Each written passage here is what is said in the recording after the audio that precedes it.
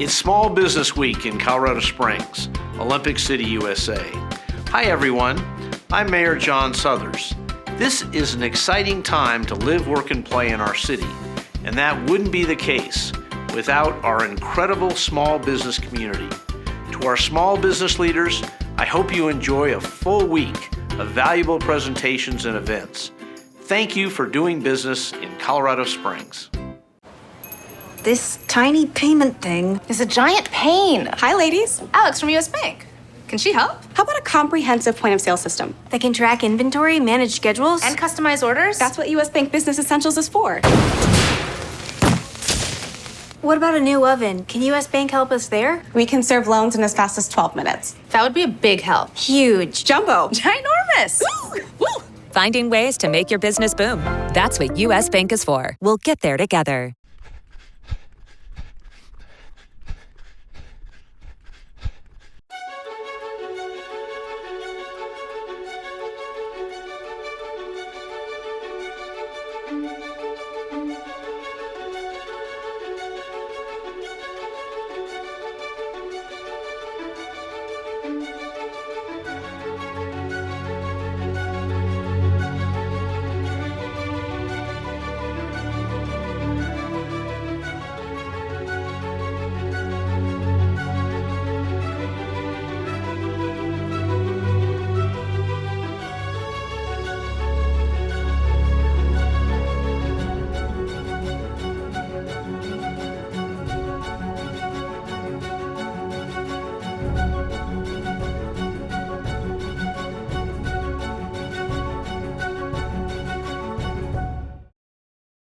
Starting small is a good thing here in Colorado Springs. Take us, for example. We are the small but mighty economic development team at the City of Colorado Springs. But thanks to our long list of partners, we're able to offer great resources to help our small business community. The COS Open for Biz website is a step-by-step roadmap for those just getting started. For anyone struggling throughout the process, we offer issue resolution and support. Our office can connect you with local, state, and federal resources. We know that a small group can accomplish big things. At the City of Colorado Springs, we love all business, but small business is the backbone of our economy and makes us a more vibrant and interesting community. Visit coloradosprings.gov/smallbiz so we can help you find business success. Thank you for choosing Colorado Springs, Olympic City, USA. Welcome everyone as we celebrate Small Business Week in the Pikes Peak region. Our Small Business Week continues to be the largest celebration of small businesses throughout Colorado and one of the largest in the United States. As a small business owner, I know how important small business is to El Paso County. Small businesses, both urban and rural, are the backbone of our local economy. As we commemorate Small Business Week with local events and workshops and the awards celebration, we recognize all our entrepreneurs and small business owners in El Paso and Teller County. My thanks go out to the Pikes Peak Small Business Development Center and the Better Business Bureau for their hard work celebrating and empowering small businesses. I encourage everyone to support small businesses by choosing to eat and shop at their favorite local and independently owned venue, not just during Small Business Week, but all year long. Thank you so much for supporting our small businesses. I've lived in Colorado Springs all my life. I was adopted by folks here in 1951 when I was 3 weeks old. For most of my early years, the City Auditorium was the largest indoor space in Colorado Springs. And so it housed most of the major indoor entertainment events. I came to watch the Ringling Brothers Barnum and Bailey Circus in this auditorium. I remember vividly as a young child watching the elephants run around on the floor. I came to numerous Harlem Globetrotter games. So I've got tremendous memories of how important this building was to Colorado Springs as a community when I was growing up.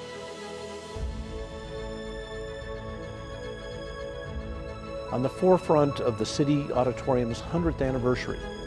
In the same way the citizens of 1923 came together, we invite our entire community to come alongside the vision for repurposing this building. A vision to reignite this building to its original mission, a place for the use of the citizens and the glory of the city, in a fresh, vital, and relevant way. The City Auditorium, with the leadership of the Community Cultural Collective, will be that place in the center of our city, in the heart of our downtown. A place of coming together, bringing ideas, partnerships, opportunities, collaborations, and outreach. A place that will tell our story, tell the story of all that Colorado Springs has to offer, to each other, to the state, to the nation, and to the world.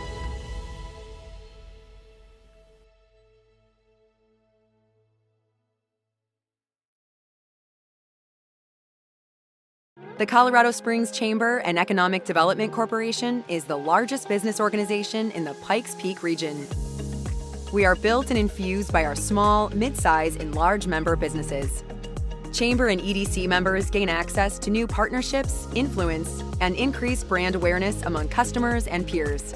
No other entity in our region can influence and leverage the power of the business community like we do. Let's achieve your goals. I decided that it was the best option for me to say, hey, I'm struggling, I need help.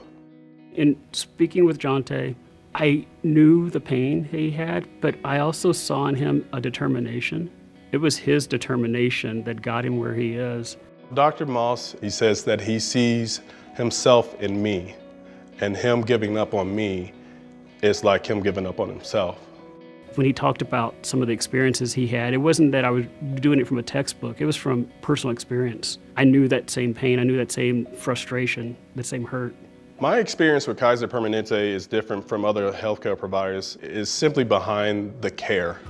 In Kaiser Permanente, we're different in the fact that we treat the whole person.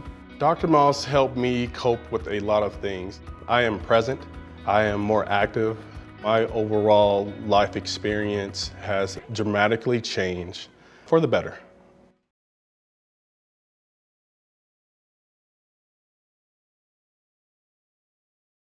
Well, good morning, everybody. How are you doing today? Good morning. Thanks for being here on this first, well, I guess anybody go to the Small Business Classroom Center? Thank you. I hope you had a wonderful time. We had blasts out there. We got very lucky with the weather.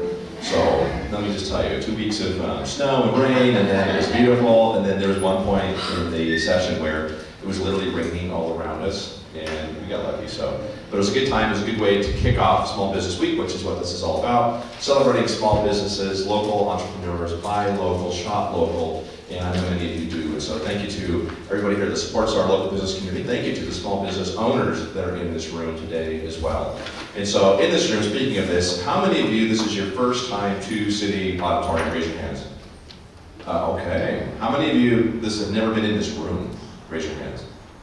But okay, so more people, and this is kind of what we thought. So as you get the opportunity, when we're done here, you can kind of wander around a little bit, but this is in the process of getting a major revamp. And so there's some cool things happening with the city to really kind of update this and do some more. But I mean, this is one of those rooms that rarely gets used, and it's very historic, very cool. So we wanted to have the opportunity to have our events here for Monday and Tuesday. So I am Jonathan Lieber. I am the CEO of Your Better Business Bureau. And for those of you who've been to Business Week in the past know that I'm missing my companion, my partner in crime, Miss Ekta. She unfortunately is not here today. She's in Houston. She's at her first SBA meeting. She is the regional director for SBA, which is awesome because she will represent all of us very well. So she's not here today, which is, I'll be honest with you, this is kind of weird for me. We are attached at the hip when it comes to this week, but she'll be back on Wednesday for the State of Small Business, so please check that out. So welcome again, everybody. And today we're going to talk about marketing. And we talk about marketing, this topic, every single year because it's always relevant, right? There's always something going on. And usually when we do the marketing panel, there's 1, 2, maybe 3 new things that you should be aware of. And then this year when we're doing kind of the research about what's out there, there was like 10, which you saw when you registered. There's a lot. There's a lot of things that are working, there's a lot of things that people are trying, there's a lot of good things that are happening right now, but at the same time, it can be frustrating because everything is changing, and that, unfortunately, just seems to be the nature of the game now. Everything is changing. So we've got a really good panel up here that's going to come up here in a moment for you and talk about some of the things that they're seeing in the marketplace. Hopefully you'll get some great nuggets. The other thing that you'll do as well is you can ask questions. So there are note cards that you want to, if you want to have a question, you can write your answer, or rather your question on a note card, hand it to Paul or Krista in the back, and bring it here to the panelists. So there's Krista in the back. Krista, wait, she's got the note cards there. There's Paul. So if you do have questions along the way that are relevant to what we're talking about, ask. And if you have questions that you can wait till the end, by all means, you can hand those to Krista or Paul. So without further ado, let's go ahead and get started with marketing for 2022 and beyond. So I'd like to bring up our fantastic moderator today, Ms. Danny Barker. Come on up, Danny. Danny is the VP of Marketing and Communications for Chamber and EDC. There we go. And so she's going to moderate this panel for you. You're going to get to meet all the panelists here momentarily. So panelists, come on up and grab your seats. And then Danny, I'm going to turn it over to you. Perfect. So thank you. Thank you, Jonathan. Good morning, everybody. It's great to see you all. Marketing is very near and dear to me in my day-to-day life, as is all of our panelists, so it's really exciting to be here. The Chamber and EDC is proud to be a sponsor of Small Business Week, and we love our small businesses. Our membership is made up of 80% are small businesses, and we always want to be able to provide resources, whether it's marketing support, access to network, etc. So if you have any follow-up questions, let me know afterwards. We have some new member savings programs as well for small businesses that help bridge the gap with many services from healthcare to business operations, etc. So at this point, I'm going to introduce our topic. So we know that marketing is always changing. What was the number one word we used during COVID? Pivot. Pivot, yep. So when I was pivoting, you will probably have to pivot your operations last year, as well as how you were reaching people. You know, were you going more digital because we couldn't be in person? And then you probably changed plans and you're constantly evolving. So today we're going to talk a little bit about what's next, what are we doing now and what's next to come. Let's see, so some of the areas we're going to cover are campaigns. How do you evoke emotion? Using video. We need content and live streaming to interact with your audiences. What matters? Sustainability, social impact, climate change, and more. We know these three words, content is king. What content are you creating? What keywords are you using to increase your website traffic? How comfortable are you with VR and AR, virtual reality and augmented reality? Cybersecurity is still critical, and now more than ever, we need to be inclusive.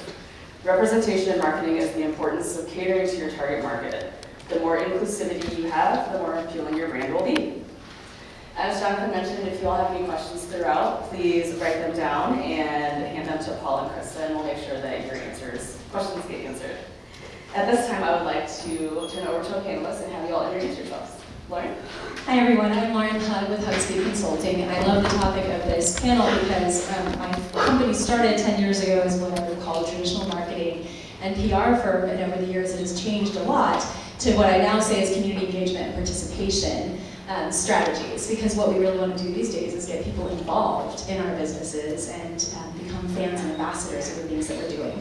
So that's my intro. Hello, I am Alexia Veneration. I'm the Director of Communications at Visit Colorado Springs. I've been at Visit COS for just over 2 years, and prior to that I was at a PR agency for 5 years. So I really love this topic. Marketing and PR and comms is always changing. We always have to adapt, so I think these are great conversations to keep having. Good morning, everyone. Tammy Fogel. I work for the Colorado Springs Business Journal and the Colorado Springs Military Newspaper Group. I'm filming here for Amy Galentine, who's supposed to be here, our publisher this morning, but she's ill. So I have been in my particular field. I'm an advertising account executive for about 16 years. I've actually worked for this company 3 times. So I keep coming back.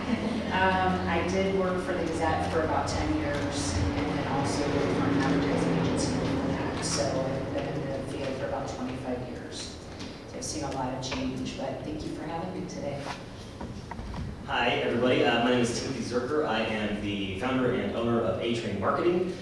We are a digital primarily, but also traditional marketing agency with offices here in Colorado Springs, Pueblo, Denver, and Fort Collins. Founded about 6 years ago, so we've kind of grown up in the digital sphere. Like many of you, we changed a lot of things in 2020.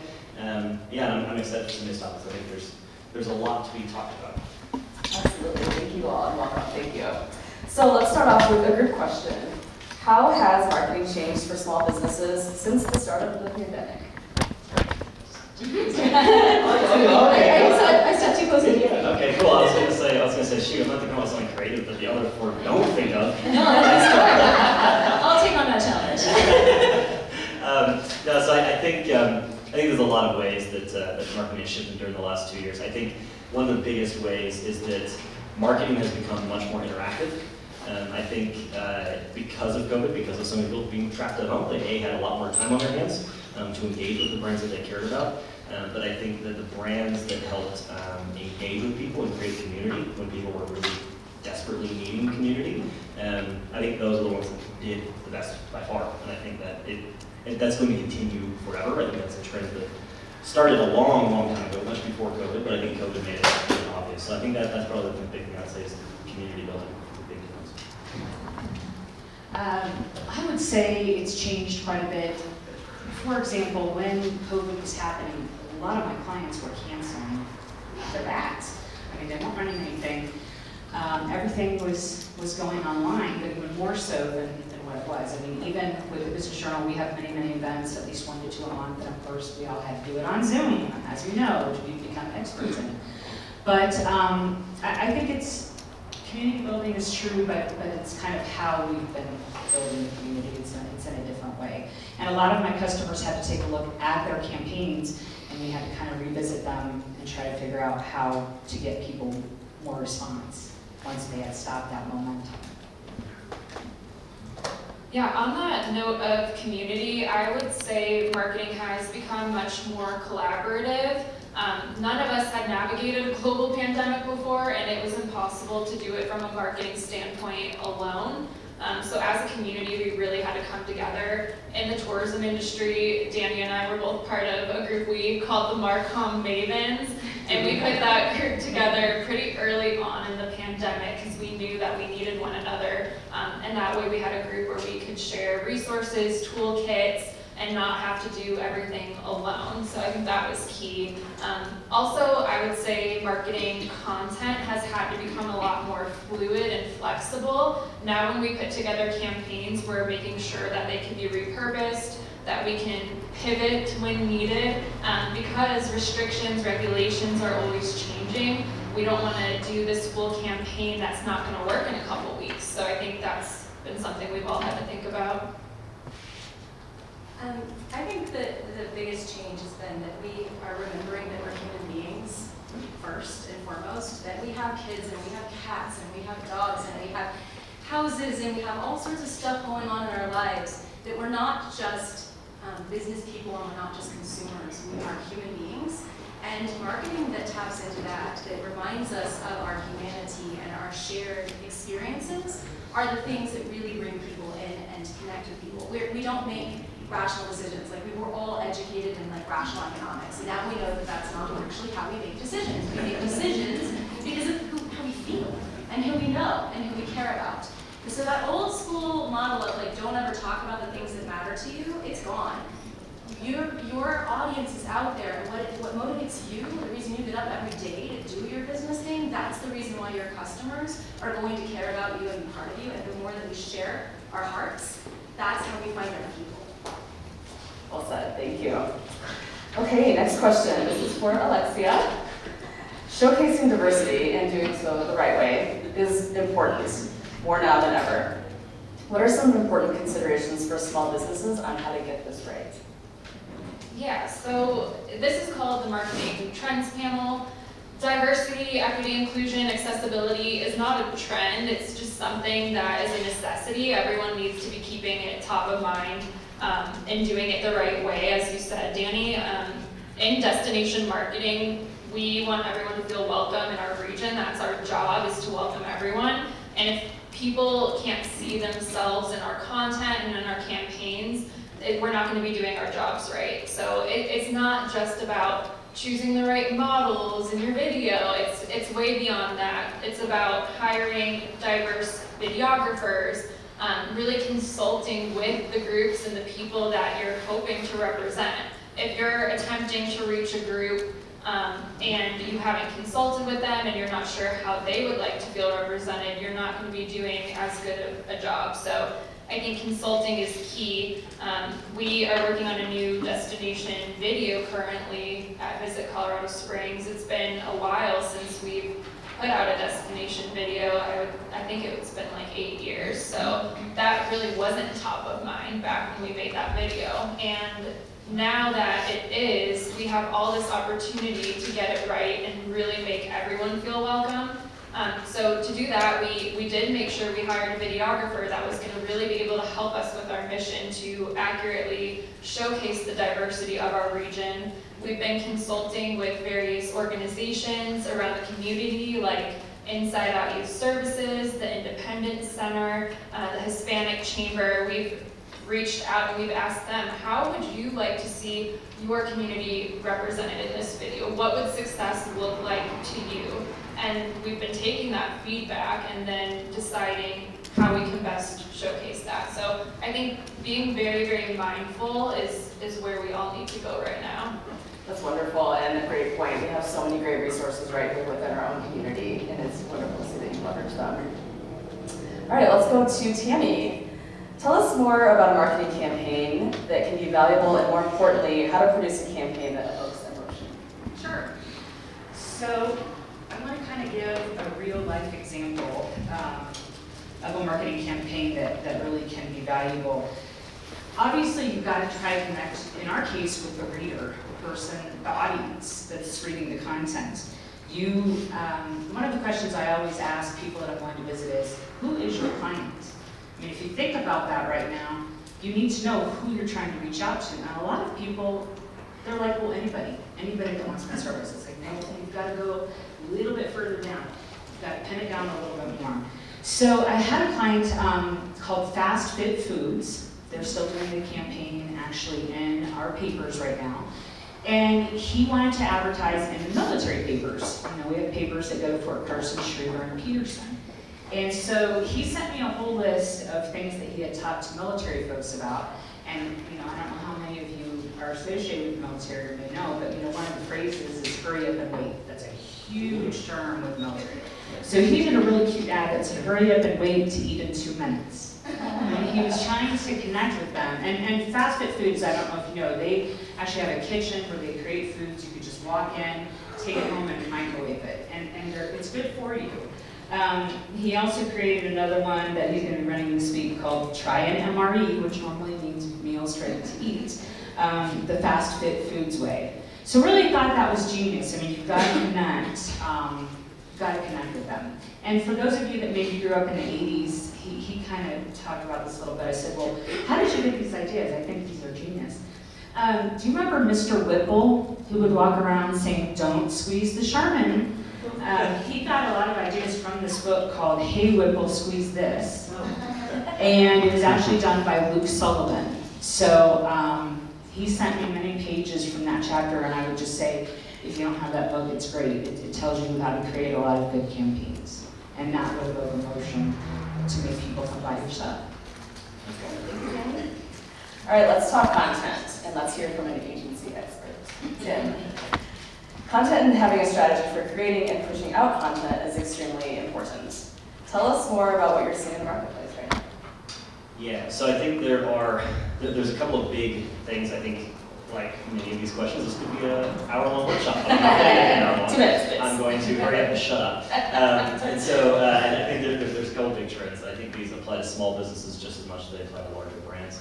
The number one is have humanized content, right? Be real. And Laura mentioned that, right? It's about being genuine, and people care about that a lot more. Like the vacation pics on the beach, and I'm in paradise, and you should be so jealous, right? That still works well, right? That content still performs, but people are starting to disengage with that because they know that's not real life, right? Yes, that's really great that you're on vacation, but the other 298 days of the year, just at the office working, right? And that is more genuine, that's more real, and people are certainly really engaged with that. So I'd say don't be afraid to be human, to be real.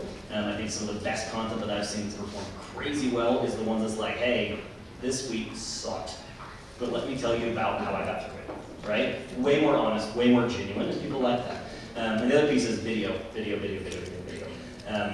It doesn't always have to be super professional.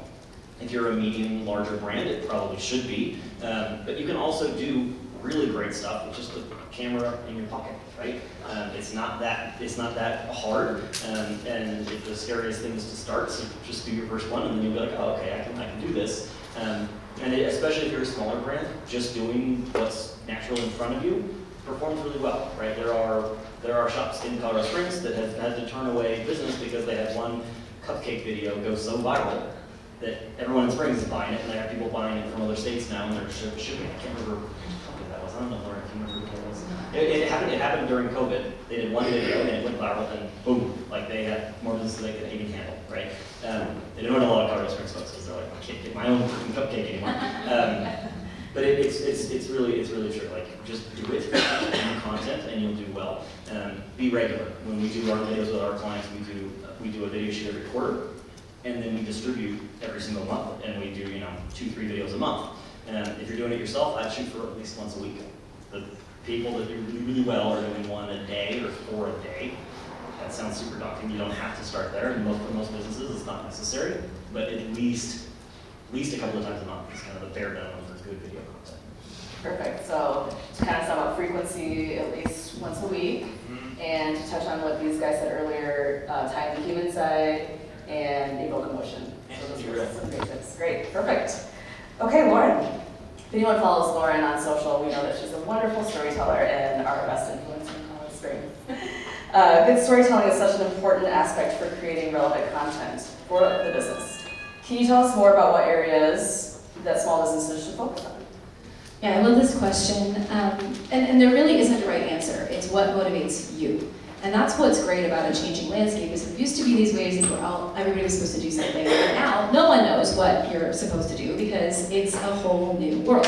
That gives you a lot of opportunity to do whatever makes sense to you. And each business, each owner is going to have a different way of communicating with their audience and telling their story.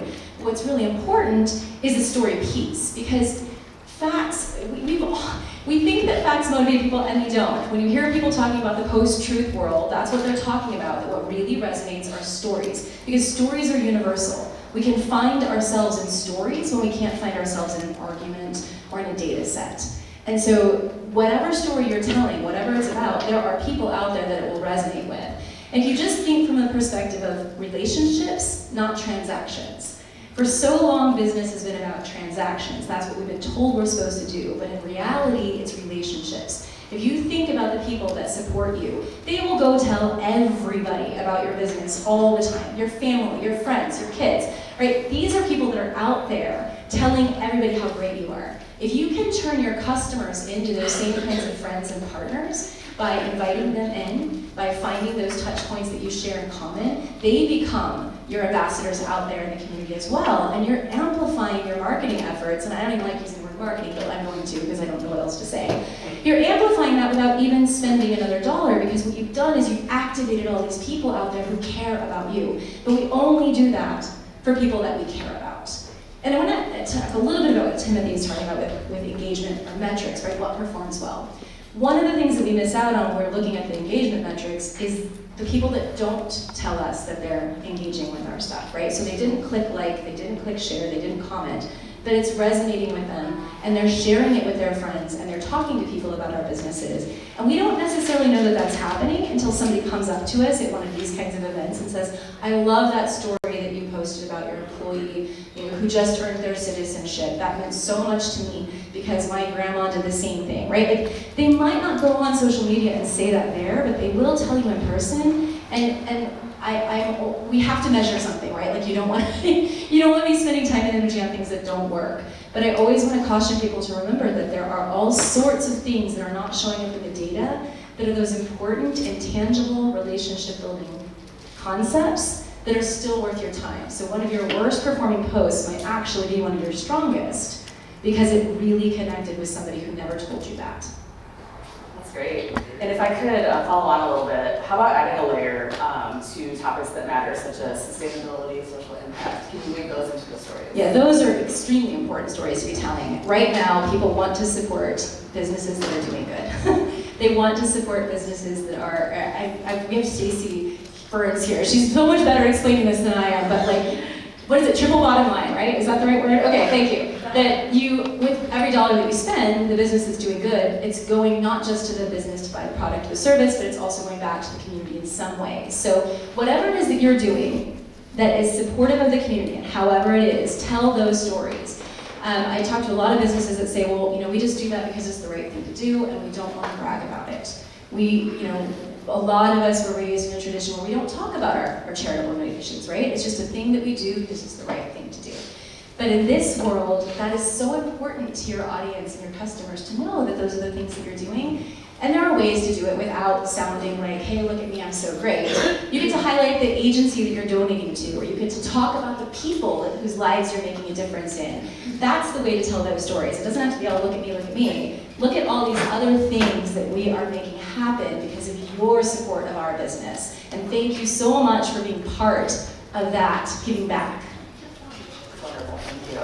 And if you're interested in learning more about social impact, I recommend speaking with Jonathan Lieber. He's an expert in the Colorado Institute for Social Impact, so he's got some great workshops and things to help you learn how to tell your message.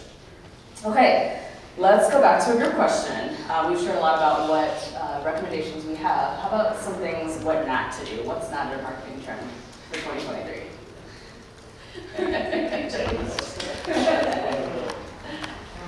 I would say, don't be mean on social media. Whatever you're doing, and whether it's from your business page or your personal page, we can easily find out now who you are and what you are part of. So whatever you're doing on your private and personal channels is reflecting on your business.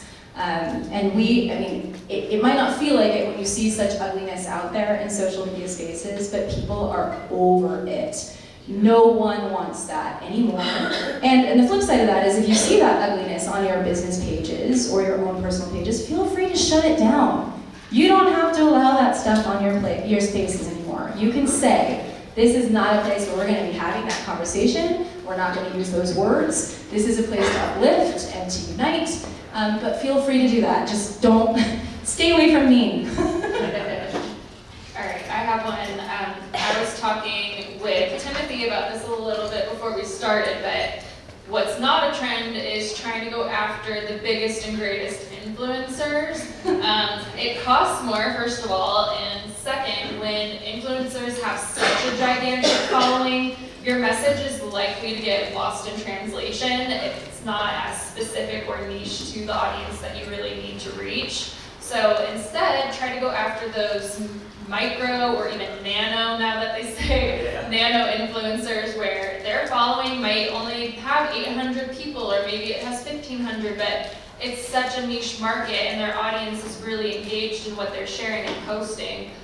We have our Visit Colorado Springs Crafts and Drafts Drink Passport, and we have some of these amazing local drink influencers in the community, and sometimes they have smaller followings, but they really get the word out about this passport because the people who are following them are really interested in craft beverages. So you have to just really know, okay, what audience am I trying to reach, and then seek out those smaller influencers that will really help you a lot more. Because I'm a felon this morning, I can't really think of anything for that. I missed that question somehow, so I'm going to pass it along to her. That's okay. Well, that goes to don't be fake, right? So good job, Tim. That's a great example. I don't have a good thing. I'm just going to say. I was going to say don't be a jerk, which is my version of just don't be mean, right? Just be nice to people. But I think don't be fake is a really, really important piece. I think the people that genuinely try to help, or genuinely try to be part of a conversation, or genuinely try to do something good for the community, that very rarely blows up in their face, right? They might get criticized or something, sometimes bad PR is good PR in that case. The people that get destroyed online are the people who fake, right? They fake caring about whatever. Black Lives Matter was a great example of a lot of different Well, Pride Month right now. Or Pride Month is a good example, exactly. They're like, yeah, we're behind you. Really? Because your hiring metrics show that you don't ever hire African Americans, right? It was a great example during that. And I think those blow up in your face. Don't be fake. If you're going to do something, be genuine. And the campaigns that kill it are the ones that are genuine.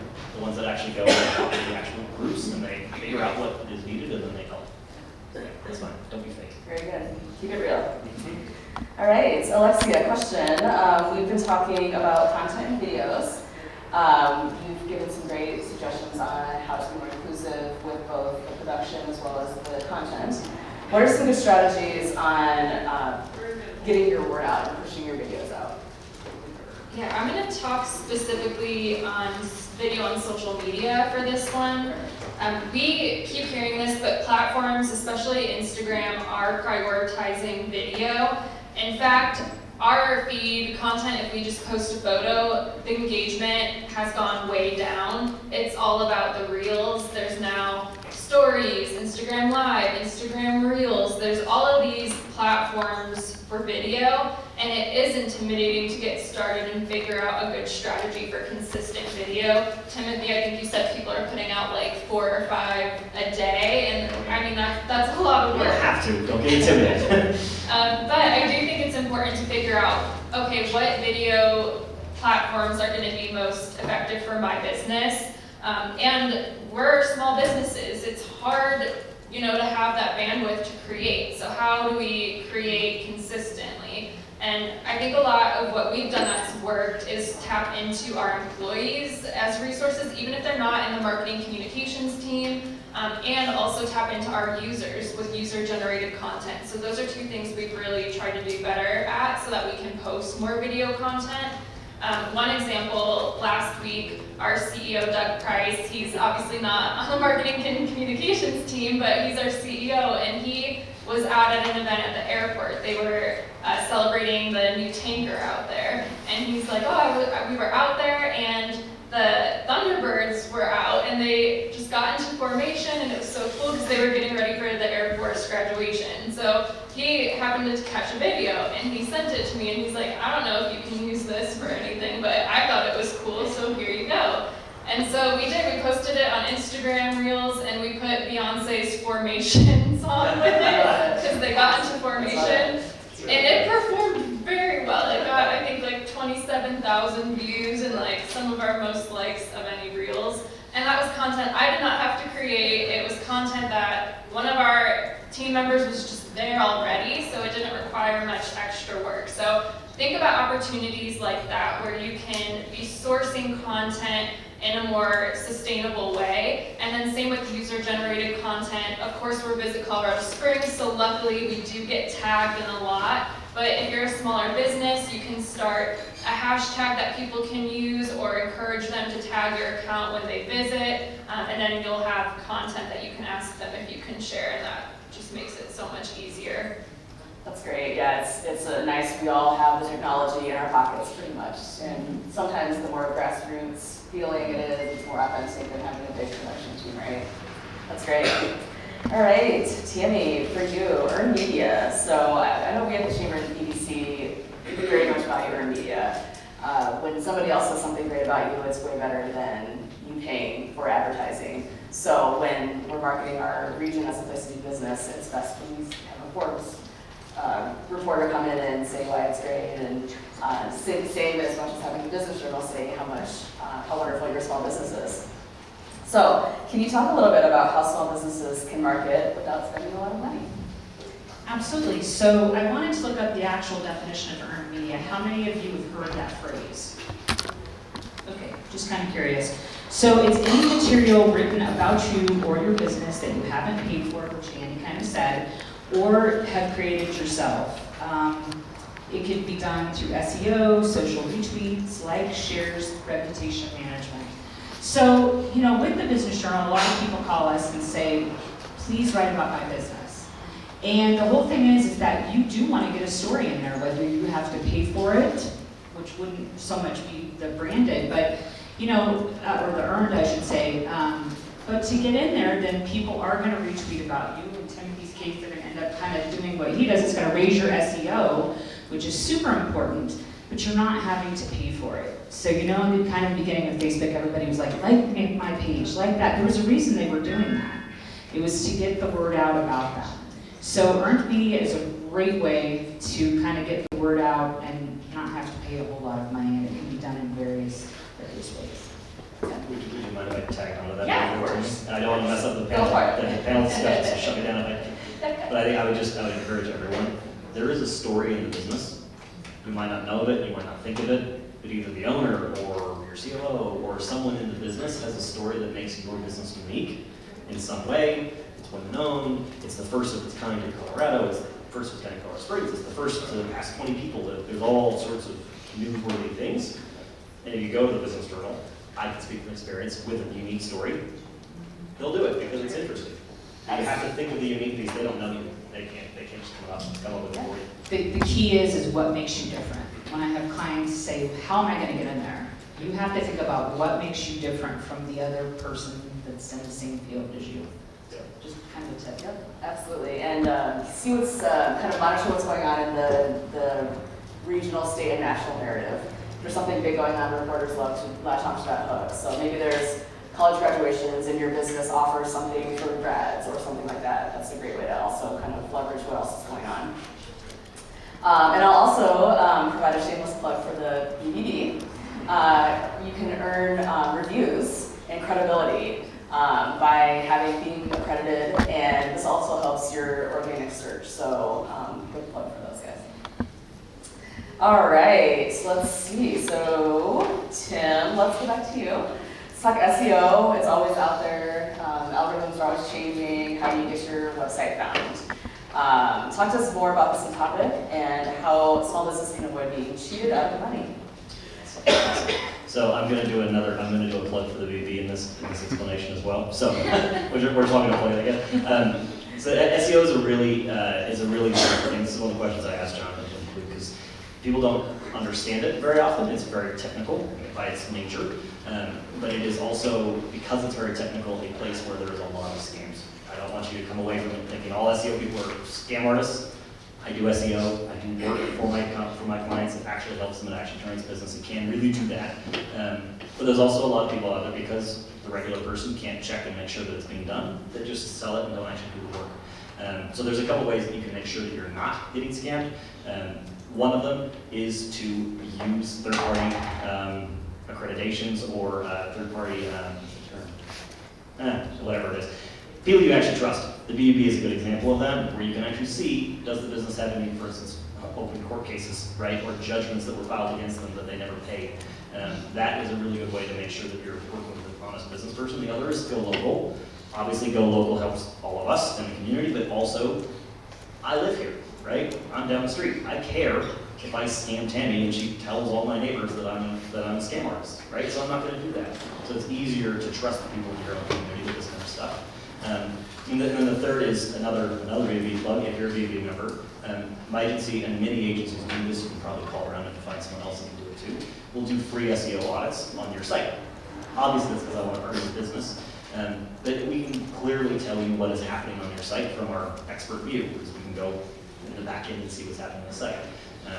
And that's not always a foolproof way of saying it. There are also SEO agencies that just say, it's bad, you need to hire us, no matter what. But it does allow you to see things, right? If you have 400 error pages that list on your page, your SEO guy's not doing his job, right? If you're listing 38 out of 39 companies like you in Colorado Springs, it's not doing its job, right? Can't expect first all the time. You should expect to be moving somewhere. So that's kind of what I would recommend for most people. Okay. I just want to jump in with a plug for Timothy, by the way. I literally walked in this morning and said, I have a client who needs SEO, and everything Timothy said is true. I don't like dealing with SEO because it is so technical. It is not something that I'm strong at. And there are so many scammers out there. I told my client, you need to hire Timothy because he's part of this community. He cares about this community. He's transparent. You can check all his references. And it turns out that the client actually knows him anyway. So it all worked out really well. I just didn't know that he was SEO, I think. I just hadn't thought about it yet. But so if you have any questions about that, please follow up with him because he is so good at this. Absolutely. So there's lots of service providers that help your SEO. What can some small business owners do on their own? Fresh content, blogging, Yes, fresh content does help. I think a lot of people mix up national and local SEO, and so there is a big difference. If, for instance, a lot of content creation really helps with national level SEO, it helps you rank against everyone else on the internet that's talking about, I'm going to stick with cupcakes because that's an easy business, right? They talk about cupcake recipes and why they make those cupcakes, right? But most of us don't serve nationally. If you're an AC and you're a heating and cooling company, you can't serve people in New York. It doesn't matter if they and so in those cases, local SEO really matters more. So I would focus on things like Google My Business. There's a ton that business owners can do. It's not that technical. It's like a Facebook page. You go in, you can upload photos, you can upload times, you can upload special pricing, you can add a request a quote function that will send you an email when someone's interested. There's tons of stuff you can add on there. And we tell that to our clients sometimes too, right? If they hire us for a small project, we say, by the way, go do this on your own. Go log in and just put information in. The more Google has on you, the more they trust you. The more they trust you, the more they'll show you to people. And that's probably the best local SEO thing to do. Perfect. Great advice. Very good. Okay, Lauren, we talked about bullies and trolls earlier. Nobody's favorite. But can you talk about digital advocacy, how to speak up without creating a lot of anger, and how to respond to political conversations and managing online conversations? Yeah, this is a tough one, but I think we're getting better as a society, I hope. It goes back to storytelling, right? It's really hard to argue with a story. What is there to argue with? It's somebody's lived experience. So if we can explain our experiences through storytelling, there's just not as much to be upset or outraged about. And when people get angry, we usually start arguing about details, right? We're not arguing about the bigger picture, and we're not looking for what we have in common. So when those types of things bubble up on your pages or on your feeds, it's be the person who diffuses it, right? Practice diffusing these kinds of things and say, this isn't really a productive conversation. How can we come together? Because the problem is, and we now know this from engagement maximizing algorithms, that we get angry easily and we interact with the angry content. And so in a way, the platforms not intentionally are incentivizing not such great content. And so, Timothy could back me up on this. If you want engagement, there's all sorts of ways you can get it. It's just not gonna help your business, right? I can tell you tomorrow how you go viral, but it's not gonna be very helpful to you. And it might attract exactly the wrong people. So when we see those kinds of things in our spaces, let's diffuse it and recognize that any one person interjecting into a feed that's turned ugly changes the whole tone. We know that most of the trolling, most of the bullying now is not like a handful of terrible people, it's all of us. And when we see something not nice higher up in a thread, it instantly changes the way that we react to a thread. So just being conscious of it ourselves about what's happening to us, walk away, do whatever we need to do in the meantime. And then try to be the people that bring some unity and kindness back into these online spaces. And you'll over time become known for that. That's the thing that's really interesting is people know which places are safe and which businesses care about being kind and being community-centric.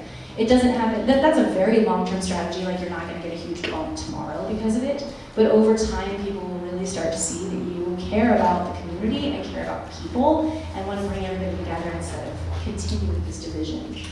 Absolutely. And how about for those true online bullies that just comment something awful? Do you just go ahead and delete that? I've changed, this is the change panel, right? I've changed my advice on that. Earlier, I think we even had this conversation today. I used to say you needed to respond to these people because everybody else is watching you, right? It's not so much about the one person that you're trying to deal with, it's everybody else is watching your response. Now I say, go ahead and say, this is not tolerated on this page. This is not the kind of content or the kind of feedback that we're looking for. We welcome constructive feedback, we don't welcome this. And oftentimes I'll advise to say, we're gonna delete this comment within 24 hours. Would really appreciate if you do it yourself. Please edit it to say it in a more constructive way. Happy to have the feedback, just not this way. And that way you're educating your audience at the same time that you're making these spaces safer, because we really do have to learn how to do this. None of us were born knowing, well maybe now Gen Z, but most of us were not born navigating digital spaces. It was not something that we did on a daily basis, and now we do. So I feel very strongly that we have a role as community members in just the same way that we would with our parks, right? If we saw litter in the park, hopefully we'd pick it up. If we saw some dangerous, bad things happening, we would probably call somebody to come help. the digital spaces are exactly the same things. We just need to step up and start taking care of them collectively. Great, thank you. So on digital, let's talk about, for the group, let's talk about the augmented reality, virtual reality piece. Does anybody have any words of wisdom? I'll admit I'm nervous in that space too. How do we, I love the Oculus commercials now because they're using reviews saying, oh, this is just for gamer nerds, and then they have some amazing scientific application and such. What are some things that we can think about, or what would be some wish list items for our businesses if we could dive into that?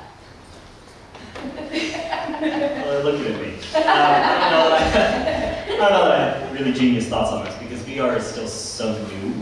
I don't think we haven't run any VR campaigns for our clients. I think VR intersects with a lot of different parts of the internet, which I think is the really confusing part about it. For instance, gaming and game advertising, which is also a thing. You can advertise inside of video games too. It's really cool if your market is the right group of people. Intersect really tightly. And I think one thing that I'll mention something cool that I've seen, since I don't have any personal experience with it, was a company that created a VR version of their store with all of their products. You could go in and play with the products and see how it works and do whatever.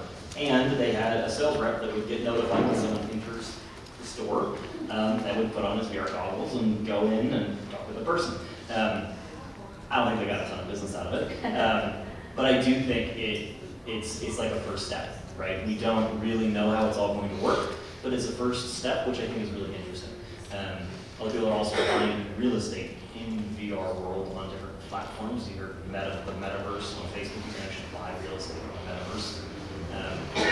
And there are some versions of the metaverse that are actually matched to the real world. So you can buy this street block in the metaverse, and it's your store because you happen to be on that block. There's a lot of very, meta is a good word for it because it's like many layers. But that's like some of the coolest examples of stuff that I've seen. I love it. That's great. You know, something that I've seen is recruiters trying to get people to go into the military. They use video games to do that. They go in there and they get them to get the real experience by putting on VR goggles to see what they would be going through. And they get a lot of signups that way. I kind of thought it was genius because a lot of those younger kids, I mean, this is kids in their late teens, early 20s. So that was something that I had seen that was rather impressive. Well, I'm the person that always brings it back to all this stuff is really cool, but if it doesn't connect you with other human beings, it doesn't really matter. So there are a million different ways that you can market your business and more platforms every day and more technologies. And so just go back to the baselines of like, how do I connect with human beings? One of the reasons why I like the digital world is because I think it's amplified that shopkeeper standing in the front of their door saying hi to everybody walking by into the entire digital space. And so it amplifies our interpersonal relationships.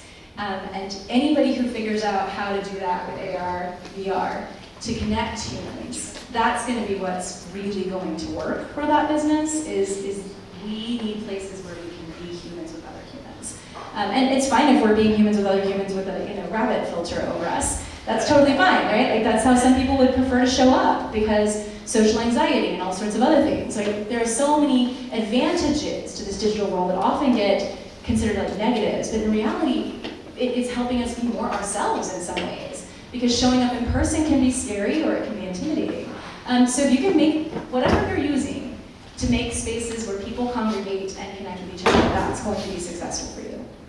That's wonderful to hear, and I didn't even pay Lauren to say that, but that's helpful for the Chamber EDC because we provide a lot of those spaces. So, and they do great work. Yes, thank you. Yeah, so if you're interested in some networking opportunities, please follow up with me afterwards. We also have a small business advisory council where you all can engage with peers, learn from fellow experts in the community, and just kind of build your network out. So, go ahead. Danny, can I mention one more thing? I actually remembered something actually was kind of valuable.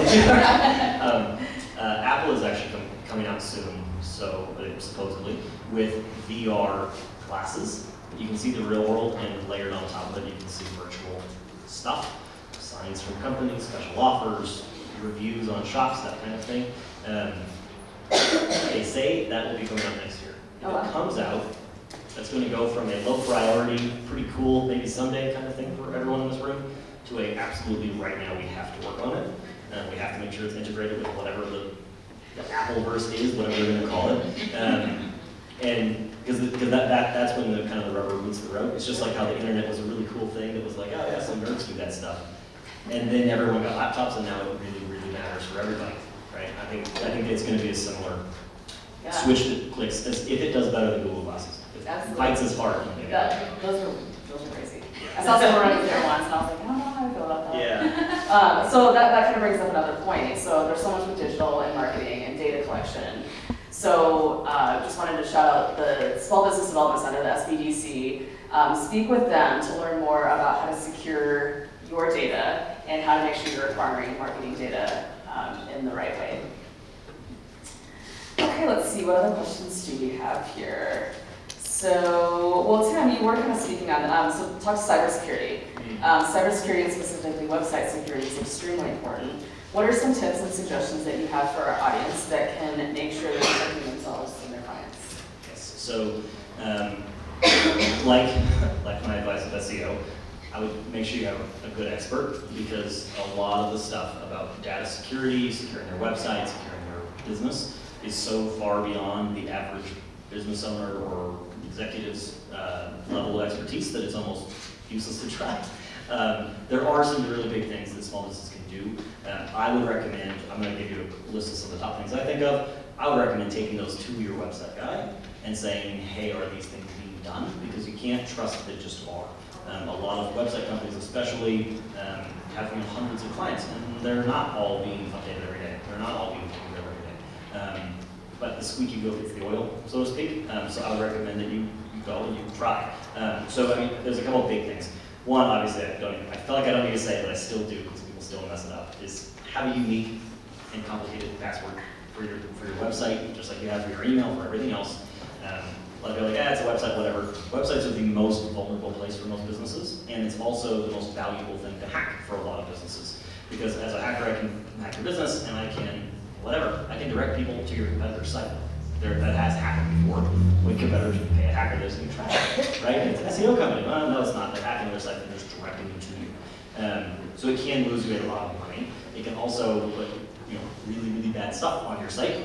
I won't mention, but like direct you to really bad websites that can damage your score, damage your reputation, damage relationships. It's not a good idea. So passwords are really important. I would look into, there's actually softwares that specialize in website security that you can buy that will plug into your website and will run regular audits and run checks and that kind of thing. Make sure everything is updated on your website. People don't think about updates as security measures, but they really are on websites. You have a plugin that does your MailChimp integration, or a plugin that does your PayPal function, whatever. If that's not updated, that's a huge vulnerability. Most of those updates that happen, which happen like every other month, like they're fast, are actually for security. And if you don't update those, you might really be opening yourself up. We had someone that had a really nice website, but the contractor that they were working with wasn't updating their plugins, and their MailChimp plugin was 5 years old, and they had been hacked 4 times. They had no idea until we went in and were like, hey, there's 4 blog posts that lead to like adult content. And they're like, yeah, no, that's not us. Yeah, well, those blog posts have been up for 2.5 years. Yeah. And I was like, yeah, well, that's really, there's why you're ranking below everyone else and you've been in business for 20 years, right?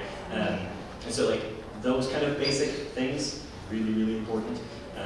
And last thing, just like you can do with SEO, you can go to a competitor of the guy that you work with and say, hey, take a look at my site. What kind of vulnerabilities can you find?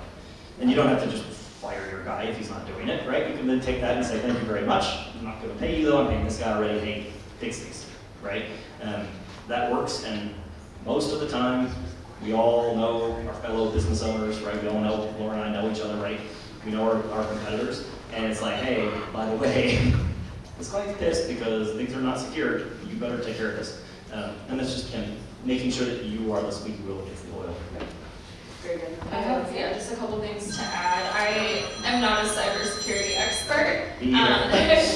I think when we think of breaches, we often think of these large corporations and hospitals. That's what we see in the news. But really, small businesses are like the top target of hackers. on your social media channels, make sure to check those regularly. We did get hacked on our Facebook page last year. It took about 3 full months for Facebook to finally recover our ad account. Luckily, the ad that was posted was for dish sponges and nothing sketchy. So, Really lucky. could have been worse, yeah. But make sure your admins are checked. If you have turnover at your company and you're switching out people, make sure to remove old employees from admins. I know, it's so easy to forget that, so definitely make sure to check that regularly.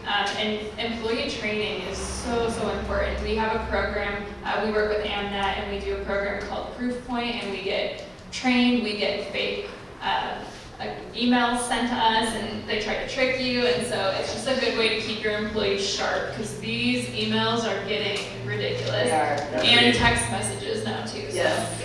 Yeah. Very good point. They're really great. Well, I have one more group question, and I think we're ready for some audience questions. But you mentioned MailChimp earlier. What are some general tools that we can remind our audience that are out there to help get your word out, whether it's MailChimp or Hootsuite or social media scheduling? Anybody have any good suggestions there? Someone else go first.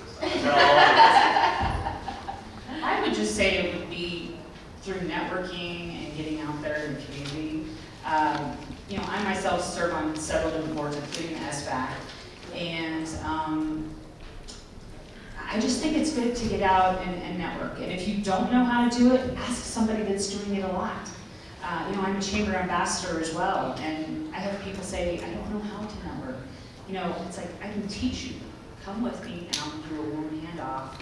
And so, especially in this town, I always say it's not what you know, but who you know, and in Colorado Springs, that is the way that it is. So, I would say because social media is so important, and to Alexia's point, if you empower employees and you empower your users to generate content, you want something that lets you know that they're doing that. So whatever dashboard works for you, whether it's Hootsuite or a Buffer, whatever it is, wherever you can pay attention to that, when somebody tags you, talk back to them. Create these feedback loops that tell them that they matter and that you appreciate what they've done for you, and guess what? They will do it again. And so whatever tool works, and I say this all the time, different brains work in different ways. So I don't like to recommend a specific tool because they don't always work for everybody. But look through a couple and find one that works for you so that you can stay on top of where everybody's talking about you, because there are a million channels. And that also means you want to claim your identity on every network. Whether you use it or not doesn't matter as much as whether you have it, so that when somebody tags you, you know that they're talking about you. So think through those spaces, because people are going to talk about you whether you're on the network or not. People use whatever network works for them. And no small business has the capacity to be on every network creating content for every network, but you can at least be listening on them, because it will ping you when they do that. So find the tool that helps you track all these things. I'm going to say something that seems pretty obvious, but if you want to share good content, I believe you need to be consuming a lot of content. TikTok is something we're trying to break more into, and we can't do a good job unless I'm watching a lot of TikToks. So my job's really hard right now, scrolling a lot of TikTok. I know, but it's true. Like, we need to see what other destination brands are doing on TikTok. So if you're trying to break into a space, just get on that platform, consume a lot of content, see what's getting good engagement, take notes, and adapt that to how it's going to work for your business. Absolutely. Well, and I would branch out even farther beyond that, as hard as it is. I actually recommend, for instance, my content strategist on my team. I encourage him to go watch the newest trending TV show. And if you enjoy it, great, you can watch it after hours. If not, you need to watch at least an episode or two so you can have to be part of the conversation. Because as a society, those are big, important pieces, right? No one's talking about what is it, the new Star Wars one, I can't remember what it is. Well, maybe a great example of why I need to be doing it. Right? Maybe a great example of why I have not watched enough recently, I'm working too much. But it really helps. I think as far as softwares, I would recommend a couple. I've got a bunch that I use that I really, really like. I think one of the most important one for most business owners is Google Analytics. It can plug directly into your website, it can plug directly into most social platforms, and in general, it works really well to pull together a bunch of them onto one big chart, right, where you can see where people are going, you can see where the audience is, etc. There's a lot of social tools. ton of them. The one that my team uses is Sprout Social. It's very advanced. If you have a robust social account, that's probably where you want to be. If it's like a thing that you're considering trying today, don't bother. It's really complicated. Just focus on the platform, is what I would say. I had something else, but it must not have been that point. So. Well, good. Well, while we're on social and tools, we have some great audience questions. And as a reminder, if you have any, you can write them down and give them to Paul, and we'll bring them up on stage. So regarding social, as a small business owner, for those not social savvy or without staff, what or who are some good companies and services you can reach out to inexpensively to get social? And kind of a follow-on is, we did talk a little bit about tools, but what are some rules to apply to social media posting as well? I'll jump in on the first component. So if you are looking for some assistance with your social channels because you are really strapped and you don't have the bandwidth, I think looking at our local college communities is really good. People are looking for experience. So hiring an intern or someone who just wants that experience, but that is savvy on social, I think that's a really great starting point. Really good idea. I think the other thing I'd add on, because I totally agree, A, young people are cheap because they don't have any other experience in the marketplace, and B, sometimes they're really creative because they've grown up in it. They're the Gen Z right now, is kind of in college almost, right? But the other thing I would be careful of is, that I have seen business owners do that badly, is they just say, here's my Facebook, Instagram, Twitter, go do stuff. And then they don't know what's going on, they don't keep track of it, they don't watch it before it posts, and sometimes they'll get themselves back because they are 19-year-olds, right? They're a lot smarter in this than you, but they're still young, right? So I'd still watch and be careful and suggest and help, because you also have the experience of the business mind, right? You know that people don't care about that, they care about this part of my business. So I would use them, but I would work with. I think these would be a partnership, not just a go do this thing. If you want to just go do this thing that's a service provider, then you need to talk to an agency that does social media. We do, there's a number of other agencies in town that do. If you search social media management, that's kind of the term. If you want someone else to just handle it for you, hopefully we come up, hopefully we're doing our SEO job. But there should be a number of agencies that, again, go local, especially with social, because they can come and get photos and videos and stuff. And if they're not, then you probably shouldn't be talking to them either, right? They're like, yeah, we'll just do what you're talking about. It'll be really cheap, but also won't perform. You don't want it. It's a waste of money. And I'll sort of take the combination of the two. It's important to start with strategy because your business is unique and you're trying to reach a unique audience. So you yourself are unique in how you do things, and then your customers are unique too. So it's really hard to answer the question of where to start or who to hire, because until you've thought through, where are my people, what are they interested in, all these questions that Alexia was talking about, they're going out into the community and asking all these people first. It's hard to get started. I mean, the easy answer is Facebook, because everybody's on Facebook, and it's not that hard to have a Facebook page. And as far as rules, there really aren't any other than don't be mean, don't spam, don't like, whatever you don't like, don't do it to other people. Because everybody's going to communicate in their own way, and that's really what resonates with your target audiences. So I always advise business owners, just take some time to think through it. What do you like? I personally, I love Twitter. Most people don't like Twitter. I spend a lot of time on Twitter because it works for me. But I don't advise every business that I talk to go spend a lot of time on Twitter, because if nobody likes it inside your organization, nobody's going to want to do it. The less you can make social media a chore, and the more you can make it a way of human connecting and exciting and fun and interesting, the better off all of your things perform. And I know that's really vague in one way, but I hope it's empowering in another, to say just start trying stuff. Just see what happens. You might not know that you like doing video until you try your very first one, sticking your camera on your dashboard while you're driving to work talking about something, right? Like that might be the thing that you feel really strongly about and works well for you. And look at your team members too. What are their strengths? If you've got a photographer on staff, then you do a lot more visual imagery. If you've got a videographer on staff, just people who like doing this. If you've got an animator, you never know what your team's talents are, because a lot of people, especially when you're talking about the college community or digital natives, they're just doing this naturally. This is what they do every day anyway. They just haven't been asked to apply it to a business setting. But that's where strategy comes back in. You can't just turn people loose and say do whatever you want. It has to align somehow with your business values, or it won't make any sense. Exactly. And to that point, can you talk a little bit about what channel is best for what content? Facebook, Twitter, Instagram. I know we're constantly measuring performance, and we'll get dinged on one channel if we're self-promoting too much, and we have to bring in the community side. So, do you guys have any tips on what performs best on what channel? It's strategy, because it's a really complex question, because every piece of content can go everywhere. You can put a photo on everything. You can put a video on everything. You can put a short video on everything. Put a long video on everything. Because all the platforms allow you to do everything because they all want everybody, right? And they want all the content, so everyone comes to their platform. But what Laura had said, focus on the people you actually want to do business with.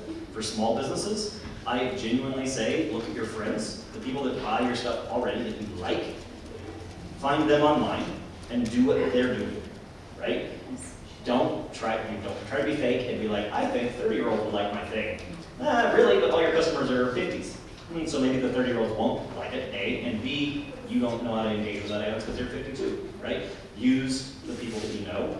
And I think you follow your audience. Where your audience is, that's where you are. And where you are, that's the content that you do, right? So if your audience is young and they're on TikTok, you need to be on TikTok. And if you're on TikTok, it needs to be short, fun videos. The audience you use that uses your services on LinkedIn, you've got LinkedIn. The stuff that does well on LinkedIn is a long post with a photo, and that's the stuff that you do. Right? Does that make sense? Yep. And I think also finding people that are using those platforms. So you don't have to do it all yourself. Just like Timothy says, you connect with somebody who does use that platform. I had a client many years ago that wanted to run a Reddit campaign. And I was like, well, if we do that, we are hiring a Redditor. Like, I'll build a strategy for you, but I don't spend enough time in that particular platform to communicate in the language that is used there. And it is a very specific platform.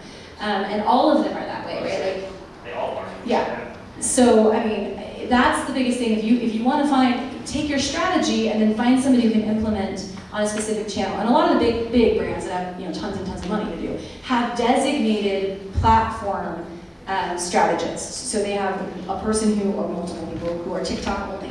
And they're taking whatever the strategy is and translating it into TikTok. Now, small businesses don't have that kind of bandwidth, but the way you can do it is to amplify and connect with the people that are already there and say, hey, it'd be great if you did a shout out for us on TikTok. We'd love it. That'd be awesome. And then they create the content for you. Very good. Someone's already researching on TikTok right now. Good job. Okay, this is a great question from the audience, so I love this one. So we have a guest who is in the home improvement industry, not your average industry. What are some marketing techniques that would set us apart from our large base of competition? I actually love the idea of a really strong TikTok strategy for home improvement. I think that would do really well. I think there's plenty of opportunities to be creative and tap into trends.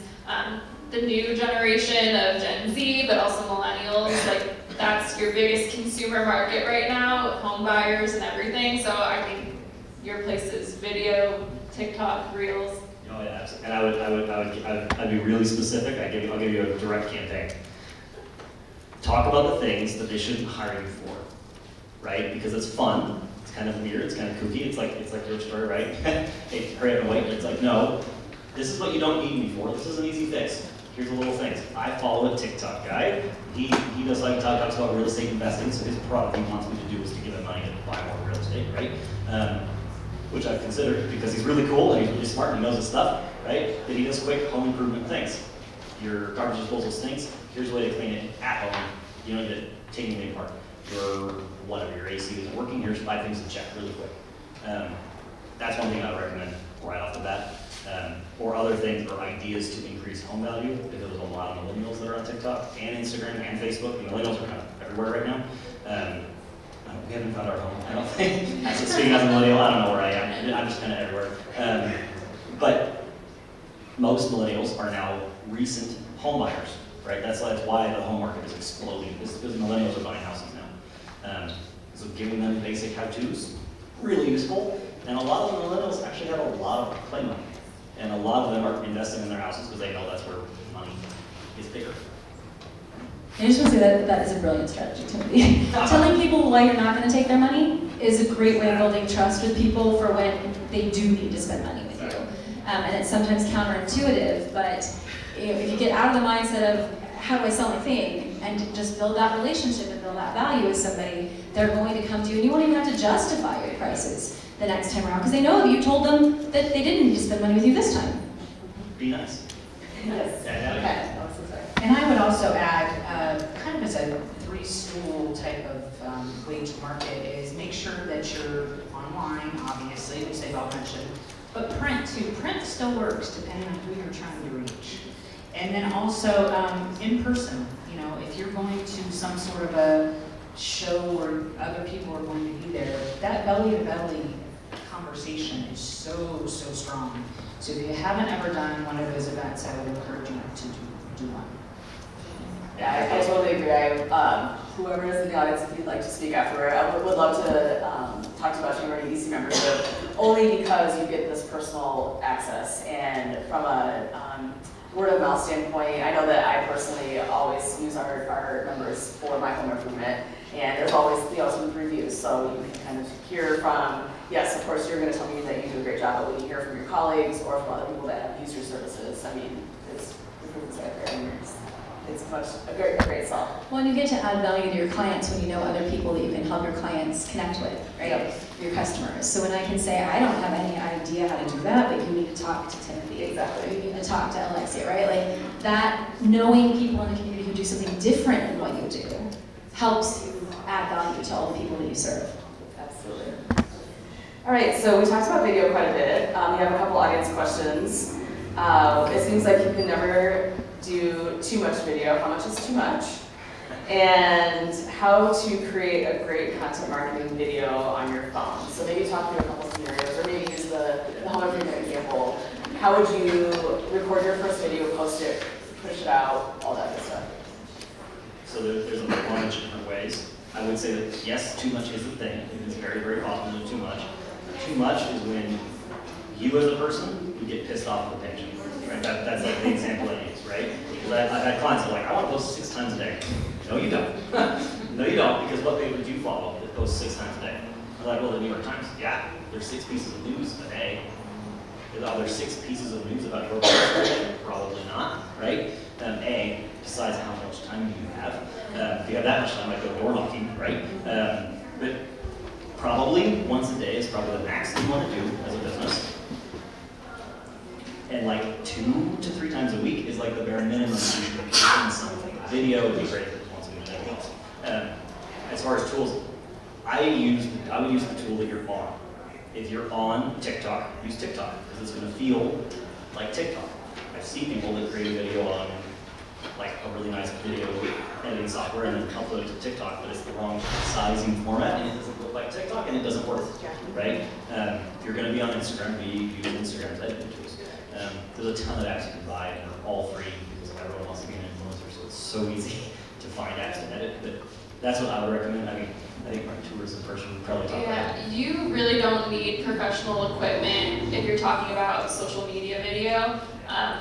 For our reels, we just use our iPhones. If you have more of the recent iPhones, there's amazing video capabilities, and it looks way more natural on the feed than if you try to put a professionally done video onto that platform. So I would just echo that. We have a program that we do every week called Foodie Friday, where we feature food from the region, and we film all of that just on our phones and just play around with the angles where you start zoomed in and you pull away from the plate. Just think of those you watch these videos all the time and you don't realize that person just created it on their phone because they look really good and they play with these angles. So just, like I said before, consume a lot of content and see what looks good and then say, oh, I can replicate that and this is how it would work for my business.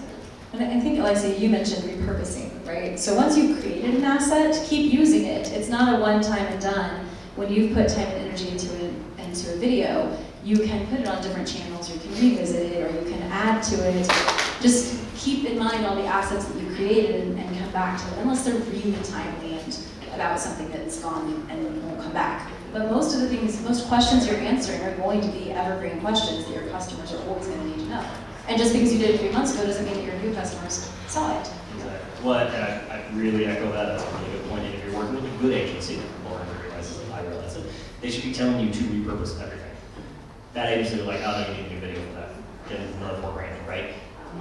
You need to be repurposing company because it performs just as well, it's way cheaper, and you only have great ideas sometimes, right? A good example of one of my favorite guys online to follow, especially for online marketing, he gives a lot of tips, which is cool, is Gary Vee. He has a podcast. His podcasts are recorded. His podcasts are then chopped up. He has a cartoon that turns his podcast into these cute little cartoons giving business advice. He has another guy that takes those, turns those into quotes, and those are quote videos. They're quote pictures on Instagram. He has another guy that takes those and cuts those into little videos, and those are on his TikTok, right? So he sits down and does 1 hour of a podcast with somebody, and he gets 6 hours of content or more out of his production team. Generally, if you want to do that, you need like a whole agency. There's tons of little specialties, but there's a lot of stuff you can just do on your own. You can write your own quote. To that point, what's the video duration nowadays? Our attention spans are constantly shrinking.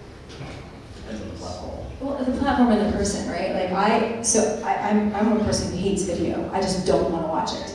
But I'd rather read. I read faster than I watch or than I listen. And I'm an outlier. That's not a typical perspective. But there are people that want to watch really long videos. There are people that want to watch short videos. So to what Timothy's saying, there is a value to investing in a long-form content with an agency or something if you have a plan for how you're going to make it into short-form content too.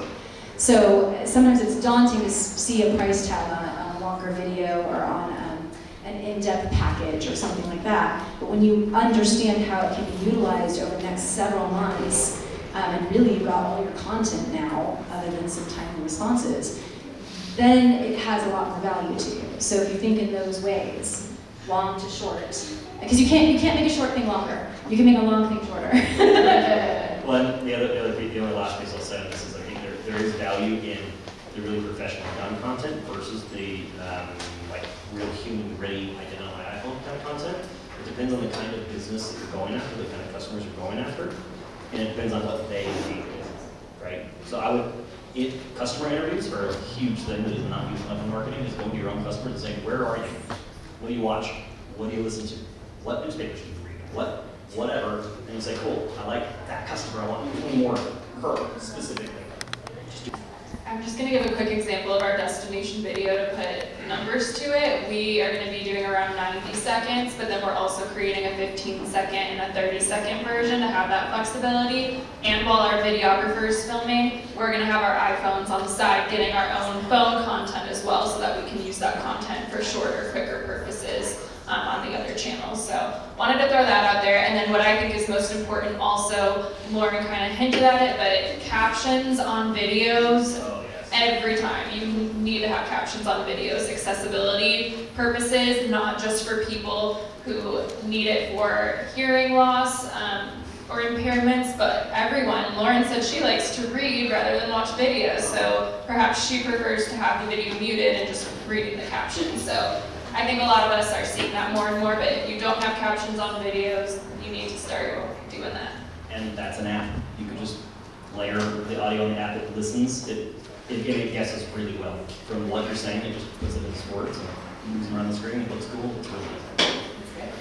Okay, we've got one more audience question, and as a reminder, if you have any burning thoughts, now's your opportunity to get those out for us. So this is interesting. What is a way to shake off the negative thoughts on multi-level marketing businesses? What are some ways to encourage those who are skeptical or afraid of multi-level marketing? I mean, if it's not a scam, then it has a valuable product. Talk about the product. Don't talk about how you could sell too, right? That doesn't sell. What sells is, I have an awesome product, you love it. If you happen to love it, by the way, Danny, did you know you can sell it? Right? That's how you really do well. My sister did, multiple sisters that did really well in a couple of multi-level marketing companies. And they never talked about hiring and recruiting all the time, right? They did little parties once a month or so with top customers. All they did is they sold the product. The product's great, people want it, they'll buy it. Yeah, I don't have people walk around saying, do you want to be financially independent? Don't do Don't do that. No one's going to do that. So I think I agree, like put the product first if it really is what stands out and what makes that company unique. I think of like a lot of the essential oil companies come top of mind because everyone loves essential oils, but it really is about the quality of that product, and that's why those companies do well, and it's not about, oh, here's how you can be financially independent. I think it's about connection. I mean, I'll make a confession. I actually just joined one not too long ago. It's a sign company. So you go in, you paint your signs, you put a saying on them, and you can either sell them or keep them or whatnot. So I think, again, it's about a way of connecting. I don't want to build my team. I just want to make signs. And if you just love the product, then you don't have to worry about selling it as much because you're buying it. Very good.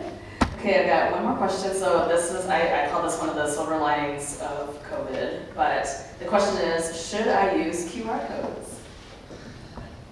If you'd asked that before COVID, I would have said absolutely not. But COVID has changed, like we're all trained to do them now, right? And it's easier to zoom in on a QR code on a sign or certain things like that. So again, I mean, it goes back to strategy, right? Does it make sense for your company to do that? And if you can think of a reasonable application for why that would be a way to communicate more information, yeah, absolutely. Because now everybody knows how to do them. Because before COVID, I mean, we have to do it for all the restaurant menus, right? We were forced to do it or we weren't going to eat. But now we know how to do it. So I think it has value depending on what you would use it for.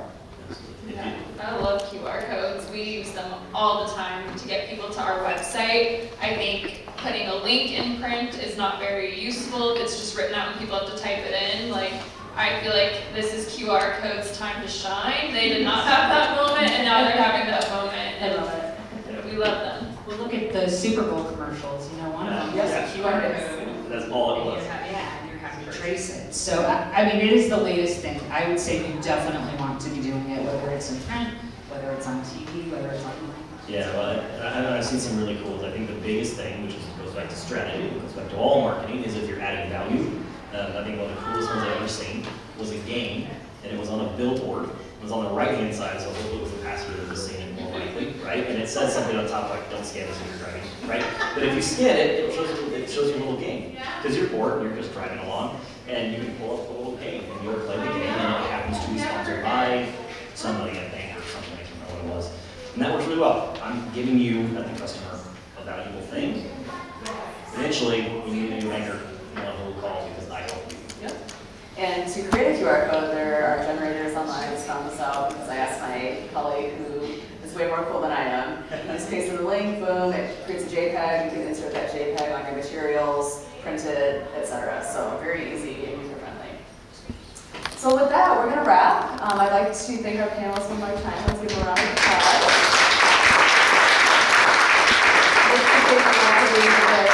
Appreciate our sponsors, and I'll turn it over to Jonathan for some closing words. Yeah, thank you. And again, thank you to all of our panelists. You did a wonderful job. Appreciate all of you so much. Give me another round of applause for them. So again, everybody, thank you for coming out. Thank you to our presenting sponsor, US Bank. You saw a lot of good videos earlier of wonderful sponsors. Truly, we've got so many people that are here today supporting not only us, but also you, the small business community. So this truly is a great community to start and run a small business. So hopefully we'll see you tomorrow. We're going to do modern leadership. Surprise, surprise, leadership is evolving and changing. So we're going to talk about that tomorrow. Same place, same time. So 9 o'clock here. Join us for modern leadership panel. Thanks everybody. Have a great day. Thank you.